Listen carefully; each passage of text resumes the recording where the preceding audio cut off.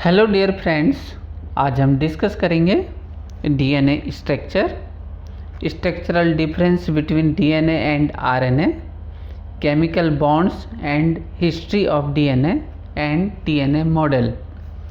सबसे पहले हम डिस्कस करते हैं डीएनए की। DNA it is made of deoxyribose sugar, nitrogen base जिसमें प्यूरिन एंड पायरिमिडीन होते हैं तथा फॉस्फेट ग्रुप। तो आप देख सकते हैं कि जो शुगर है ये पेंटोस शुगर है और पेंटोस शुगर से एक तरफ जुड़ा हुआ है नाइट्रोजन बेस और दूसरी तरफ जुड़ा हुआ है फॉस्फेट ग्रुप।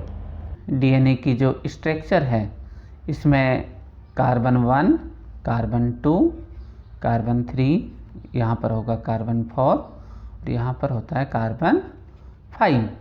तो कार्बन जो 2 है डीएनए के केस में यहाँ पर प्रेजेंट होता है ओनली H और आरएनए के केस में प्रेजेंट होता है OH ग्रुप।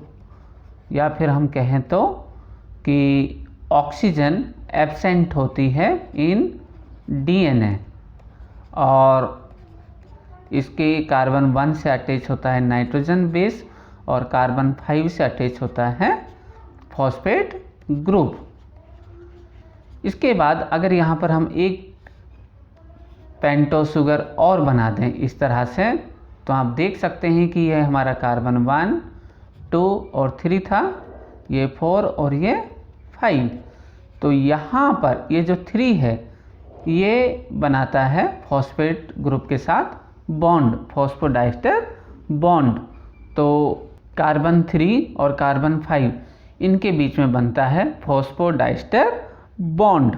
नेक्स्ट टर्म है हमारी न्यूक्लियोटाइड एंड न्यूक्लियोसाइड। तो इसमें ध्यान देना कि जो न्यूक्लियोटाइड है इसमें शुगर, नाइट्रोजन बेस और फॉस्फेट ग्रुप तीनों इंक्लूड होते हैं, जबकि जो न्यूक्लियोसाइड है इसमें शुगर तो है ही, नाइट्रोजन बेस है, लेकिन फॉस्फेट ग्रुप क्या है इसमें एब्सेंट, अर्थात फॉस्फेट ग्रुप न्यूक्लियोसाइड में शामिल नहीं होता है।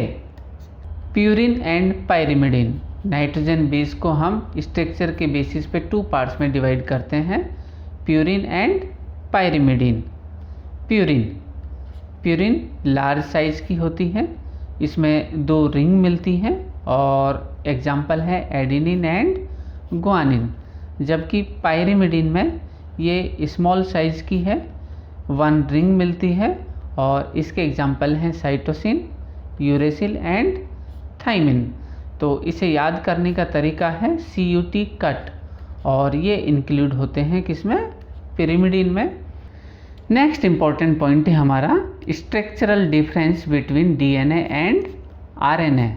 इन डीएनए शुगर ये पेंटोस शुगर होती है इसमें, और पेंटोस शुगर में oxygen is absent at carbon 2। कितने नंबर पर एब्सेंट है ऑक्सीजन, कार्बन 2 पर। इसी तरह से इस शुगर को हम कहते हैं डीऑक्सीराइबोज शुगर, जबकि OH ग्रुप प्रेजेंट होता है एट कार्बन 2 इन पेंटोस शुगर। तो आरएनए में इस शुगर को कहा जाता है ribose sugar. Second important difference और है, इसमें मिलता है थाइमिन नाइट्रोजन बेस, जबकि आरएनए में मिलता है यूरेसिल। और वैसे भी थाइमिन और यूरेसिल में ज़्यादा डिफरेंस नहीं होता है। थाइमिन में होता है methyl group at carbon 5th position पर। आप डायग्राम में देख सकते हैं दोनों डिफरेंस को। ये एक पेंटोस शुगर है और पेंटोस शुगर में ये कार्बन 2 है। इस कार्बन 2 पर जो डीऑक्सीराइबोज है इसमें क्या प्रेजेंट है, ओनली हाइड्रोजन प्रेजेंट है। इस एक्स पर क्या प्रेजेंट होगा, ओनली हाइड्रोजन, जबकि राइबोज शुगर के केस में यहाँ पर प्रेजेंट होगा OH group.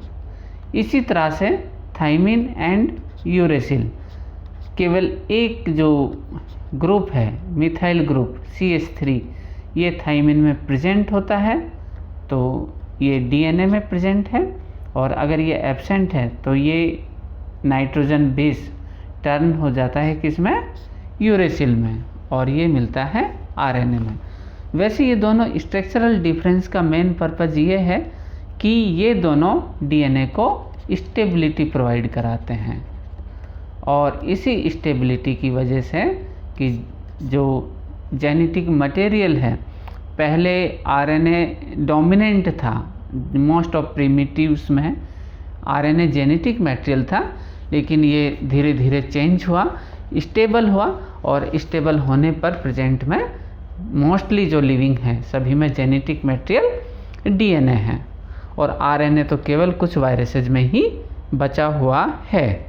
History of DNA, ध्यान दीजिएगा लर्नर्स, डीएनए की जो हिस्ट्री है इसमें इन 1869 फ्रेडरिक मेसर एक साइंटिस्ट थे, उन्होंने आइडेंटिफाई किया कि डीएनए एक एसिडिक सब्सटेंसेस प्रेजेंट है किसमें, न्यूक्लियस में, और इसे नाम दिया न्यूक्लिन। और एल्टमैन इन 1899 इन्होंने एक्सपेरिमेंटली प्रूव किया the acidic nature of DNA, कि डीएनए की जो नेचर है वो कैसी होती है, एसिडिक। इसके बाद लेवेनी इन 1910, इनके according DNA is made of phosphoric acid plus sugar, and W T Astbury DNA is a polynucleotide, की डीएनए है जो बहुत सारे न्यूक्लियोटाइड से मिलकर बना हुआ है, और ये इन्होंने प्रूव किया by using X ray diffraction technology. और रोसेलिन फ्रैंकलिन, जिन्हें हम डीएनए लेडी भी कह सकते हैं, इन्होंने अपने असिस्टेंट मॉरिस विल्किन के साथ इन 1953 में डीएनए की एक इमेज निकाली by using X ray diffraction technology. और आपको बताते चलें, इन 1953 वाटसन एंड क्रिक, इन दोनों ने डीएनए मॉडल दिया। केवल डिफरेंस ये था कि रोसलिन फ्रैंकलिन से पहले वाटसन एंड क्रिक ने अपनी रिपोर्ट पहले सबमिट की, और इनका जो वर्क था वो दब गया। तो ऐसा माना जाता है कि जो डीएनए है के डेटा वाटसन एंड क्रिक ने या तो चुराए हैं, थेफ्ट किए हैं, या फिर रोसलिन फ्रैंकलिन को क्रेडिट देना भूल गए हैं। और संभावना ये ज़्यादा बनती है कि रोसलिन फ्रैंकलिन के जो साथी थे मॉरिस विल्किंस, इन्होंने ये इमेज एक्सरे डिफ्रैक्शन वाली इमेज किसको दी, वाटसन एंड क्रिक को, और इन्होंने डीएनए पर मॉडल है जो वो 1953 में डिक्लेयर किया। और इन 1962 इन तीनों साइंटिस्ट को, Maurice Wilkins, Watson and Crick, Nobel prize मिला, और तीनों ने इस नोबेल प्राइज़ को शेयर किया।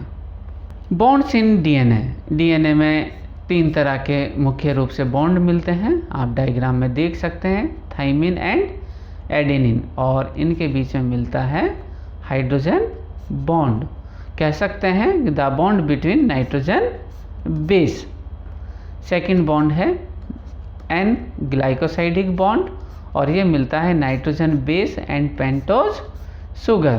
तो ये पेंटोज शुगर है, ये नाइट्रोजन बेस है, तो ये इनके बीच में जो ये बॉन्ड है, ये कौन सा बॉन्ड है, एन ग्लाइकोसाइडिक बॉन्ड, ये वाला। और थर्ड इम्पोर्टेंट जो बॉन्ड है वो है फॉस्फोडाइस्टर बॉन्ड, और ये मिलता है 2 पेंटोज शुगर के बीच में। तो एक पेंटोज शुगर ये है, एक पेंटोज शुगर ये है, तो इन दोनों को जोड़ने का काम करता है कौन, phosphate group, by using phosphodiester bond.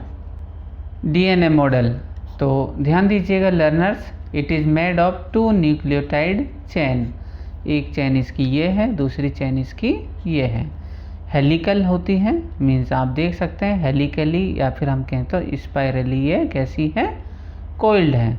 And anti parallel, कैसी है, एंटी पैरेलल है, एंड अपोजिट पोलैरिटी। सपोज इसका 3 प्राइम है, तो इसका जो 5 प्राइम होगा वो होगा ये वाला, और 3 प्राइम पर प्रेजेंट होता है OH ग्रुप, और 5 प्राइम जो है इस पर प्रेजेंट होता है फॉस्फेट ग्रुप। तो यहाँ से अगर फॉस्फेट ग्रुप है तो तो इसका दूसरा एंड कैसा होगा, 3 प्राइम होगा।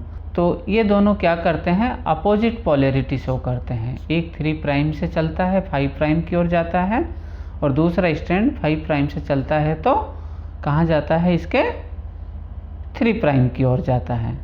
सेकंड इम्पॉर्टेंट है, the backbone is made of sugar and phosphate group, कि इसकी जो बैकबोन है डीएनए की वो शुगर एंड फॉस्फेट ग्रुप की बनी हुई होती है, और इसमें हम नाइट्रोजन बेस को शामिल नहीं करते हैं।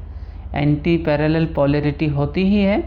इसमें जो बेस पेयरिंग है वो होती है GCA और T के बीच में, ग्वानिन एंड साइटोसिन, ये ट्रिपल हाइड्रोजन बॉन्ड बनाते हैं, जबकि एडिनिन थाइमिन के साथ डबल हाइड्रोजन बॉन्ड बनाता है। और ये जो रूल है इसे कहते हैं चारगाफ रूल, क्योंकि ये चारगाफ ने प्रपोज किया था। और डीएनए के एक हेलिकल टर्न में होते हैं 10 बेस पेयर, तो हम एक हेलिकल टर्न मान लेते हैं यहाँ से लेकर यहाँ तक। तो ये कितने हैं, 1 2 3 4 5 6 7 8 9 एंड 10। और तो दो नाइट्रोजन बेस की जो डिस्टेंस है वो कितनी हो गई, क्योंकि एक टर्न जो है हमारे पास में इसकी डिस्टेंस है कितनी, 34 एंगस्ट्रॉम। तो दो के बीच की डिस्टेंस अगर हमें निकालनी है तो 34/10 इक्वल टू ये आ जाएगी 3.4 एंगस्ट्रॉम। और इस डीएनए की जो डायमीटर होती है वो होती है 20 एंगस्ट्रॉम। और इस डीएनए मॉडल में सबसे इंटरेस्टिंग यही है कि डीएनए का सबसे ज़्यादा क्रेडिट मिलना चाहिए था रोसेलिन फ्रैंकलिन को, लेकिन उन्हें नहीं मिल पाया। और अफसोस की बात यह रही कि इनकी जो लाइफ है वो बहुत कम थी। इनका जन्म हुआ था 25 जुलाई 1920 को, और इस दुनिया से अलविदा इन्होंने कहा 16 अप्रैल 1958 को। और 1958 में डेथ होने के बाद नोबेल प्राइज़ अवार्ड हुए थे 1962 में, इसी वजह से इन्हें नोबेल प्राइज़ भी नहीं मिल पाया। Reverse transcription and central dogma. Francis Crick proposed central dogma, and central dogma is a process of 3 steps, जिसमें क्या इंक्लूड है, replication, transcription and translation. Replication में डीएनए से डीएनए ही बनता है, जबकि ट्रांसक्रिप्शन में जेनेटिक इन्फॉर्मेशन कॉपी होती है डीएनए से मैसेंजर आरएनए में, और ट्रांसलेशन में जेनेटिक इन्फॉर्मेशन पास होती है मैसेंजर आरएनए से प्रोटीन में। और इसमें एक इम्पॉर्टेंट टर्म और है, reverse transcription. Reverse transcription it is discovered by Temin and Baltimore in 1970। तो ध्यान दीजिएगा लर्नर्स कि डीएनए से आरएनए प्रोसेस होता है ट्रांसक्रिप्शन, और यदि इसका रिवर्स अगर हो, मैसेंजर आरएनए से अगर डीएनए बने, तो इसे कहा जाता है रिवर्स ट्रांसक्रिप्शन। और इस रिवर्स ट्रांसक्रिप्शन को डिस्कवर्ड किया था टेमिन एंड बाल्टीमोर ने इन 1970। और रिवर्स ट्रांसक्रिप्टेज एंजाइम आइसोलेटेड किए थे 2 आरएनए वायरसेस से। कौन कौन से थे, murine leukaemia virus and Rous sarcoma virus. और एक इंटरेस्टिंग फैक्ट और है कि reverse transcription is only observed in retroviruses. Retroviruses में ही ये ऑब्जर्व किया जाता है, जैसे HIV virus, but not in other RNA viruses like polio virus and corona virus. क्योंकि इन दोनों वायरसेस में जो आरएनए जो जेनेटिक मटेरियल है वो सीधा मैसेंजर आरएनए को अफेक्ट करता है और वो डीएनए में कन्वर्ट नहीं होता है। Thanks for watching. Please like, share and subscribe our channel.